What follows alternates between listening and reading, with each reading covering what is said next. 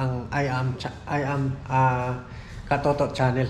Ito po ay i-operate nating araw na ito at sana i-subscribe nyo po mga toto. Oh, what's up mga katoto? Good morning po. At sa mapagpalang araw po sa inyong lahat. Yan. At for today's video, alam mo na tayong fishing mga toto. Pero mamaya pupunta tayo. Ngayon lang wala. Hapon tayo pupunta doon sa dagat. At mangingisda tayo. Ngayong umaga magano tayo, magligpit muna tayo ng dadali natin para mamaya mga toto, update lang po tayo dito po tayo sa dorm. At welcome po sa I am Katoto channel. At bago po natin ginawang channel dito, pero may channel tayo na lumang channel na ginagamit pa rin hanggang ngayon. Yan, nagdala na po tayo ng sibuyas, kompleto ricado, may tubig, may kaldero na rin tayo. Yan, tapos yung natin, dito na rin yung e-bike natin. May mga baterya tayo dito ng GoPro. Tinapay syempre. Naka-charge na rin yung baterya natin mga toto. Sana supportahan nyo po mga katoto ang I am Katoto channel. Ito po ay i-operate nating araw na ito. At sana i-subscribe nyo po mga toto. Para updated po tayo sa mga video natin. Ito po ay tungkol sa ating buhay na nandito sa Taiwan. At na po tayo, almost 9 years na po tayo dito sa Taiwan ngayong October. Magna 9 years na po tayo mga toto. Ang bilis talaga ng panahon. Soon at makakauwi din tayo ng Pilipinas. Yun, at kamusta po kayo? At sa mapagpalang araw, tayo po ay nagtatrabaho sa company textile. At doon po 9 years na po tayo nagtatrabaho doon. At isang company lang po tayo. Hindi na tayo palipat-lipat ng company.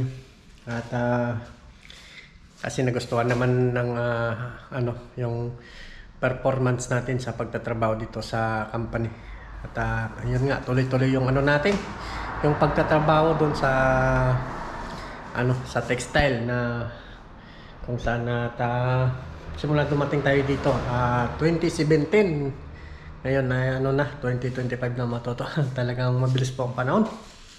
At pa tayo noon? Totoy na totoy nung dumating dito sa Taiwan.